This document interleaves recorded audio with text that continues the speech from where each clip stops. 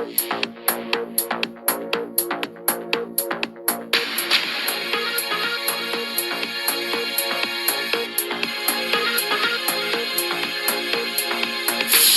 ጤና ይስጥልን ክቡራን የዩቲዩብ ቤተሰቦች፣ የሰዓቱን አጫጭር መረጃዎች እየቀርብ ያለው እስከ ፍጻሜው አብራችሁን ቆዩ።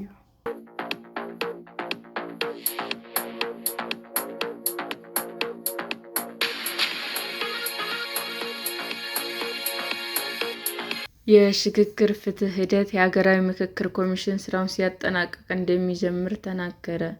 የሽግግር ፍትህ ሂደትን ተግባራዊ ለማድረግ የሚያስችሉ ተቋማት ማቋቋሚያ ሕግ እየተዘጋጀ መሆኑን የገለጸው የፍትህ ሚኒስቴር የሀገራዊ ምክክር ኮሚሽን ስራውን ሲያጠናቅቅ ሂደቱ ተግባራዊ ማድረግ እንደሚጀምር አስታወቀ። ትምራን የተሰኘ መንግስታዊ ያልሆነ ድርጅት ላለፉት 6 ወራት ሴቶች ሰላምንና ፍትህን ይመራሉ የተሰኘ ፕሮጀክት ሲያካሂድ መቆየቱን አስመልክቶ በሽግግር ፍትህ ተሞክሮ ላይ ያተኮረ የውይይት መድረክ ሚያዝያ 6 ቀን 2018 ዓ.ም አካሂዷል። በመድረኩ የተገኙ በፍትህ ሚኒስቴር የሰብአዊ መብቶች ክትትል ዳይሬክቶሬት ዳይሬክተር አቶ አወል ሱልጣን የሀገራዊ ምክክር ስራ ብዙ ሊቆይ እንደማይችል እና የኮሚሽኑ ስራ ሲጠናቀቅ የሽግግር ፍትህ ሂደት እንደሚጀምር ገልጸዋል። ከግጭት፣ ከጭቆና እና ከመብት ጥሰት ወደ ሰላማዊና ዲሞክራሲያዊ ስርዓት በሚደረግ የሽግግር ወቅት የተፈጸሙ በደሎችን በማከም ተጠያቂነት በማስፈን እና እርቅ በማውረድ ጥፋቶች ዳግም እንዳይከሰቱ ያግዛል የተባለው የሽግግር ፍትህ ሂደት የሚያስተባብሩ ተቋማት የሚያቋቁሙ ሕጎች ተዘጋጅተዋል ተብሏል። የሀገራዊ ምክክር ኮሚሽን የካቲት 11 ቀን 2018 ዓ.ም በአዋጅ የተፈቀደለትን ተጨማሪ 1 ዓመት ጊዜ አጠናቆ የ4 ዓመት ሪፖርት ለሕዝብ ተወካዮች ምክር ቤት ማቅረቡን ምክር ቤቱም ኮሚሽኑ የቀሩትን ስራዎች እንዲያጠናቅቅ እስከ መስከረም 2019 ዓ.ም ድረስ በ8 ወራት ስራውን ማራዘሙ ይታወሳል።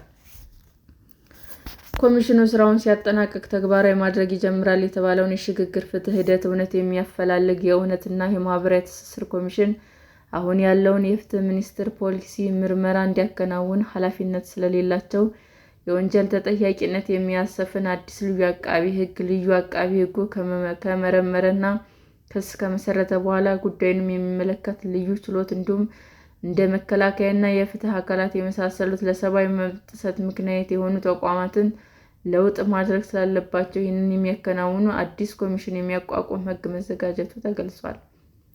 የሀገራዊ ምክክር ኮሚሽን የትግራይ ክልል የአጀንዳ ማሰባሰብ ስራ ስለተጠናቀቀ ከዚህ በኋላ ያለው ኮሚሽኑ ስራ ብዙ ርቀት የሚጓዝ አይመስለኝም ያሉት አቶ አወል የኮሚሽኑ ስራ ከተጠናቀቀ በኋላ የሽግግር ፍትህ ተግባራዊ ማድረግ ይጀምራል ብለዋል።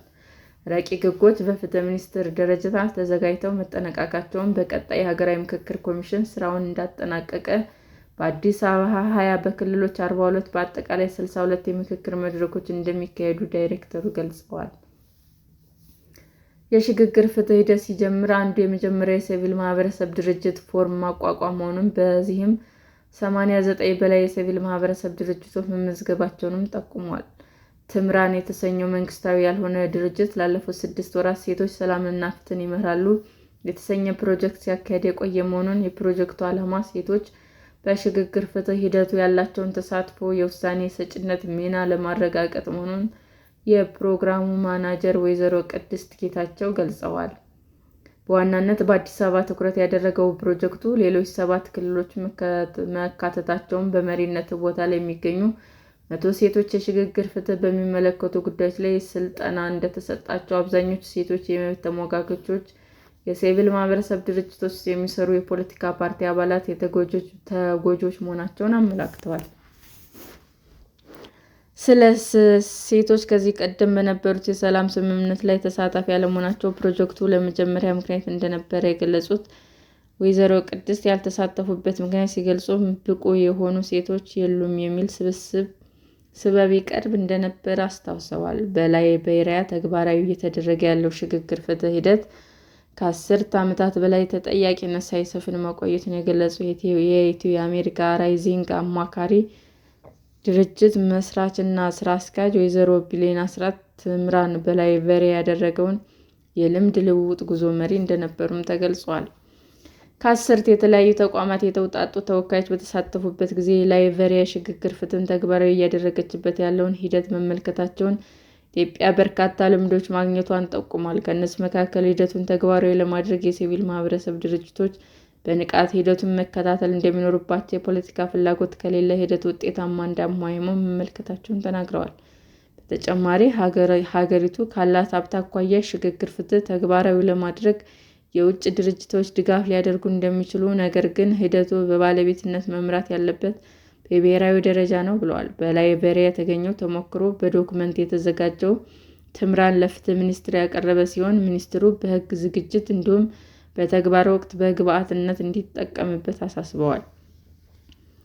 የሽግግር ፍትህን ለማስተግበር የሚረዱ ተቋማት ማቋቋሚያ ሕጎች እየተዘጋጁ ባለበት ወቅት ሚኒስትሩ ዶክመንቱን መቀበሉ ጠቃሚ መሆኑን የገለጹት በፍትህ ሚኒስቴር የሰብአዊ መብቶች ክትትል ዳይሬክቶሬት ዳይሬክተር አቶ አወል ሱልጣን የሽግግር ፍትህ ሕግ ለሁልጊዜ ሀገሪቱ የምትጠቀምበት ሕግ ሳይሆን ሂደቱን ለማስፈጸም የሚረዳ ብቻ በመሆኑ ሕጉ አንድ ጊዜ ከወጣ በኋላ ለማሻሻል አስቸጋሪ እንደሚሆን ጠቁመዋል።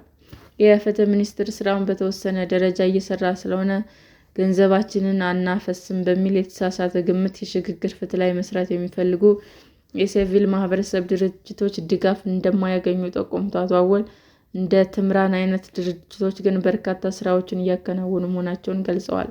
ሚኒስትሩ ከደቡብ አፍሪካ፣ ከጋምቢያ እና ከሴራሊዮን ልምድ መውሰዱን በተጨማሪም ትምራን የልምድ ልውውጥ ያደረገበት ላይቤሪያ እንደሚወስድና በቀጣይ በኮሎምቢያ የመጨረሻዊ ልምድ ልውውጥ እንደሚያደርግ አስረድተዋል። ሰላም ጤና ይስጥልን ውድ የዩቲዩብ ቤተሰቦቼ እንዴት ናችሁ?